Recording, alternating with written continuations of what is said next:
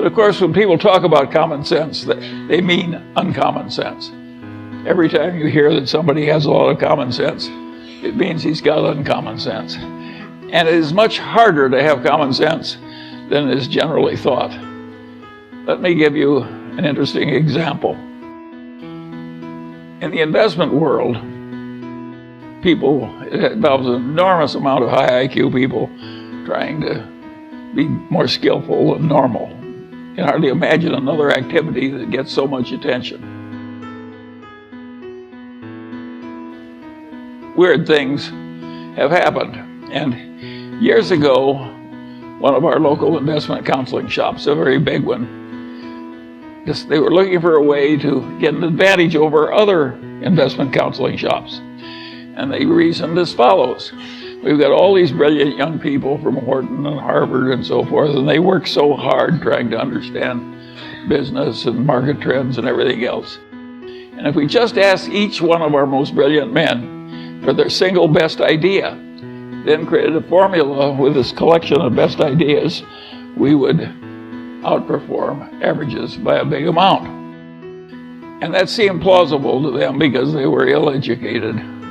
That's what happens when you go to Harvard and Wharton. And so they tried it out, and of course it failed utterly. So they tried it again, and it failed utterly, and they tried it a third time, and it also failed.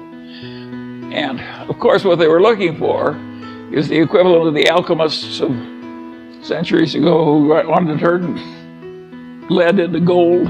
They thought if you could just buy a lot of lead and wave your magic wand over it and turn it into gold, that would be a good way to make money. This counseling shop was looking for the equivalent of turning lead into gold, and of course it didn't work. I could have told them, but they didn't ask me.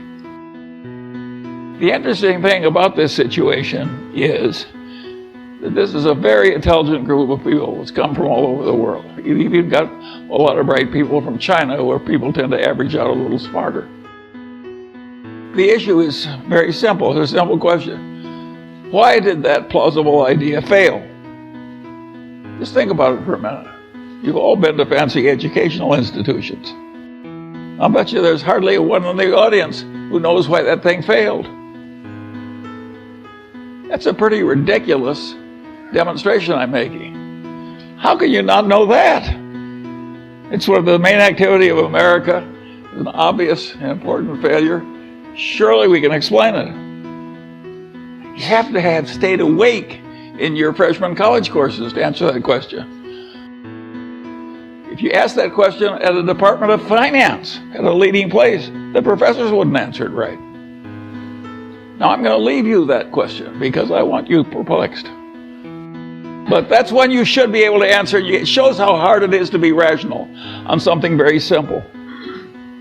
How hard it is, how many kind of crazy ideas people have and they don't work. You don't even know why they don't work, even though it's perfectly obvious if you've been properly educated. And by the way, my definition of being properly educated is being right when the professor is wrong.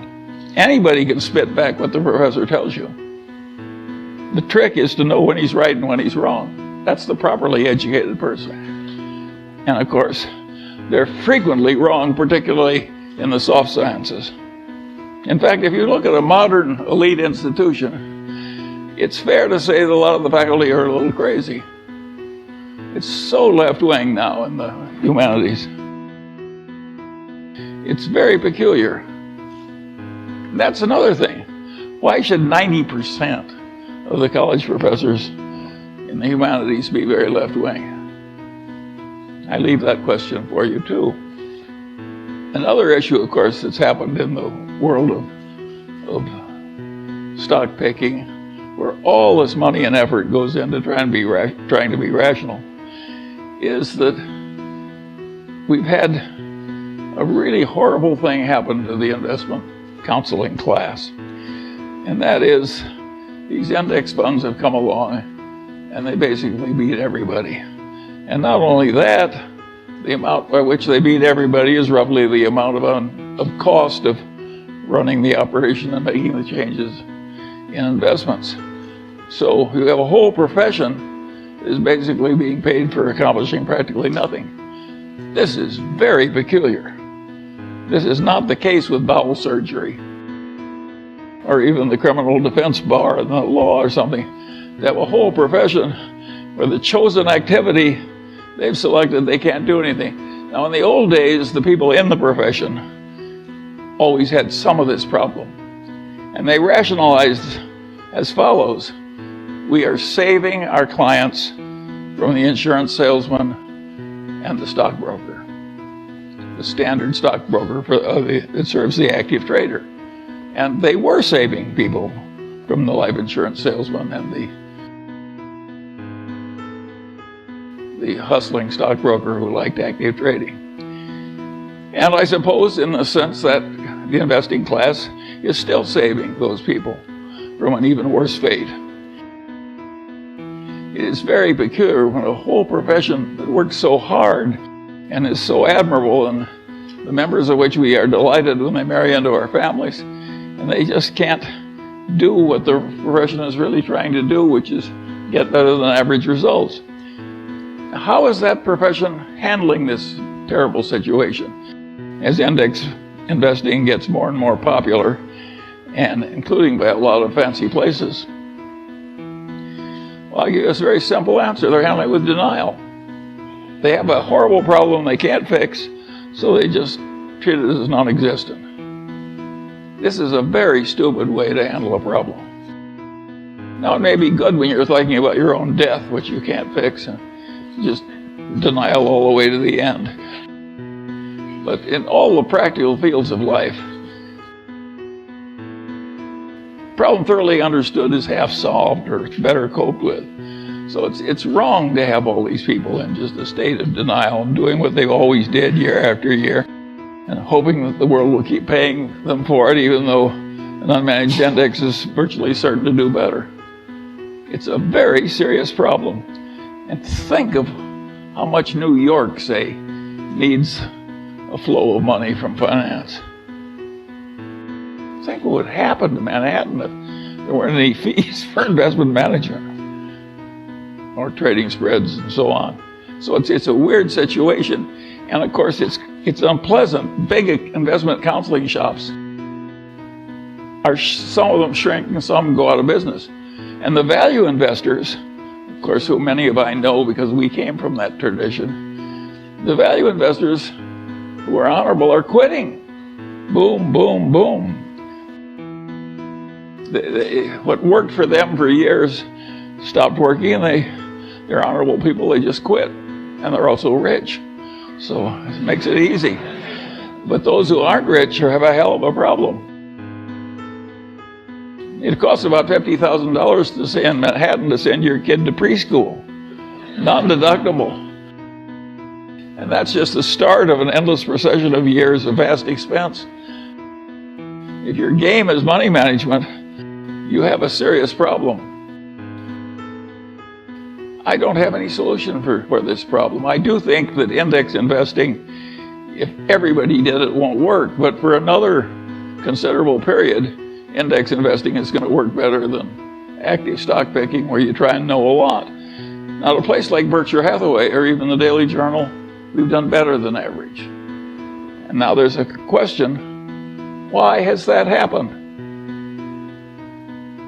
Why has that happened? And the answer is pretty simple. We tried to do less. We never had the illusion we could just hire a bunch of bright young people and they would know more than anybody about canned soup and aerospace and utilities and so on and so on and so on. We never had that dream. We never thought we could get really useful information on all subjects. We always realized that if we worked very hard, we could find a few things where we were right. And that a few things were enough, and that was a reasonable expectation. That is a very different way to approach the process. And if you had asked Warren Buffett the same thing that this investment counseling did, give me your best idea this year, and you just followed Warren's best idea, you would find it worked beautifully. But he would, trying to know the whole, he would give you one or two stocks. He had more limited ambitions. I had a grandfather who was very useful to me. my mother's grandfather, and he was a pioneer, and he came out to Iowa with no money but youth and health, and took it away from the Indians. He fought in the Black Hawk. He was a captain in the Black Hawk Wars, and he stayed there, and he bought cheap land, and he aggressive and intelligent and so forth. And eventually, he was the richest man in the town and owned the bank, and highly regarded in a huge family and a very happy life. He had the attitude, having come out to Iowa when the land was not much more than $1 an acre, and having stayed there until that black topsoil created a modern, rich civilization and some of the best land in the world. His attitude was that in a favored life like his, when you were located in the right place, you just got a few opportunities if you lived to be about 90. And the trick in coming out well was seizing a few opportunities that were your fair share that came along when they did. And he told that story over and over again to the grandchildren who hung around him all summer. And my mother, who had no interest in money, remembered the story and told it to me. But I'm not my mother's natural imitator, and I knew Grandpa Ingham was right. And so I always knew from the very first, when I was a little boy, that the opportunities that were important that were going to come to me were few, and that the trick was to prepare myself for seizing the few that came. This is not the attitude they have at a big investment counseling thing. They think if they study a million things, they can know a million things. The result is almost nobody can outperform an index. I sit here with my Daily Journal stock, my Berkshire Hathaway stock, my holdings in Lilu's Asian fund, my Costco stock, and I practically never have a transaction. And the answer is I'm right and they're wrong. And that's why it's worked for me and not for them. Now the question is, do you want to be more like me or more like them? The idea of diversification makes sense to a point. If you don't know what you're doing and you want the standard result and not be embarrassed, well, of course you can widely diversify. Now, nobody's entitled to a lot of money for recognizing that because it's a truism. It's like knowing that 2 and 2 equals 4. An idiot could diversify a portfolio, or a computer for that matter. The whole trick of the game is to have a few times when you know that something is better than average. Invest only where you have that extra knowledge. And then if you get just a few opportunities, that's enough. And what the hell does you care? You own 3 securities and JP Morgan Chase owns 100. What's wrong with owning a few securities? Warren always says if you lived in a growing town and you owned stock in 3 of the best enterprises in the town, isn't that diversified enough? The answer is, of course it is. And that Fortune's formula, which got so famous, was a formula to tell people how much to bet on each transaction if you had an edge. And of course, the bigger your edge, the more close the transaction was to a certain winner, the more you should bet. And of course, there's mathematics behind it. But of course it's true. It's perfectly possible to buy only one thing because the opportunity is so great and it's such a cinch, or only 2 or 3. So the whole idea of diversification when you're looking for excellence is totally ridiculous. It doesn't work. It gives you an impossible task. What fun is it to do an impossible task over and over again? I find it agony. Who would want to do it? And I don't see why. My father had a client. He was a lawyer in Omaha. He had a client whose husband had a little soap. The guy died and my father sold the soap company. This woman was one of the richest people in town in the middle of the Depression. And what she had was a little soap company and a biggest mansion in Omaha's best neighborhood. And they sold the soap company. She had a mansion in the best neighborhood and $300,000. But $300,000 in 1930-something was an incredible amount of money. A little hamburger was a nickel, a big hamburger was a dime, and the all-you-can-eat cafe in Omaha would feed you all you needed to stay alive for 2 bits a day. Well, she didn't hire an investment counselor. She didn't do anything. She's a wonderful old woman. And she just took that and she divided it into 5 chunks. And she bought 5 stocks. I remember 3 of them. because I probated her estate, and one of them was General Electric, one was Dow, one was DuPont, and I forget the other two. And she never changed those stocks. She never paid any advisor. She never did anything. And she bought some municipal bonds. She never spent her income.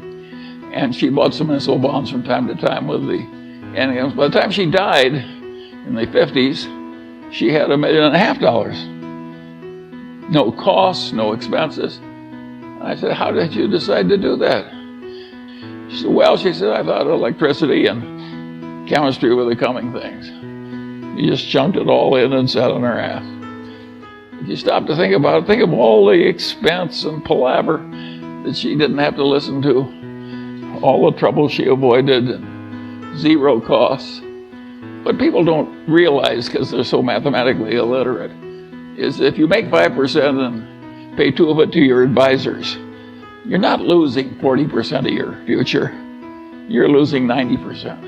Because over a long period of time, that little difference causes a 90% disadvantage to you. So it's hugely important for somebody who's a long-term holder not to be paying a big annual toll out of the performance. And of course, there are a few big-time advisors now who are using indexation very heavily. And of course, they're prospering mightily. And of course, every time they get somebody, it's just agony for the rest of the investment counseling business. This is a very serious problem. I think these people who are used to winning as old-time value investors who are now just quitting the profession, that's a very understandable thing to do. I regard it as more noble than staying in, playing along with the denial. I'm just trying to describe things the way they are. This business, why does Li Lu succeed so mightily? Well, partly he's sort of a Chinese Warren Buffett. That really helps. And partly he's fishing in China, not in this oversearched, overpopulated, highly competitive American market. And there's still pockets of ignorance and lassitude in China that gave him some unusual opportunities. The first rule in fishing has always been fish where the fish are. And the second rule of fishing has always been, don't forget rule number 1. Li Lu just went where the fishing was good. And the rest of us are like cod fishermen who are trying to catch cod where the fish have been fished out. It doesn't matter how much you work when there's that much competition. Every little idea I see in the world, some are going after. I sat once on an investment committee at the University of Michigan, and in came one of their successful investors, located in London. And what had this investor done in London? He decided to invest in sub-Saharan Africa. And the only marginal securities were a few banks that traded in the pink sheets. So he would buy very tiny quantities of these banks. And every time some poor person got tired of having the money in the mattress and put it in a bank, he did a little better. And of course, he made a lot of money. Nobody else was investing in little tiny banks in Africa. The niche was soon filled. What the hell do you do for encore after you put your clients' money in a bunch of little tiny banks in sub-Saharan Africa? The niche gets filled quickly. And how many wonderful niches are there going to be when some guy in London is buying all these tiny little bank stocks in Africa? It's hard. If you take the modern world, where people are trying to teach you how to come in and trade actively in stocks. And when you're already rich, to make your money by encouraging people to get rich by trading. And then there are people on the TV, another wonderful place. They say, I have this book that will teach you how to make 300% a year. And all you have to do is pay for shipping. How likely is it that a person who had suddenly found a way to make 300% a year would be trying to sell books on the internet to you? Yeah, it's ridiculous. And yet, I've described modern commerce. And the people that do this all day think they're useful citizens. The advertising agents that invent the lingo. In insurance, they say, the 2 people who shifted from Geico to the Glotz Insurance Company save $400 each. What they don't tell you is there are only two such people in the whole United States, and they were both nuts. But they mislead you on purpose. And I get tired of it. And I don't think it's right that we deliberately mislead people as much as we do.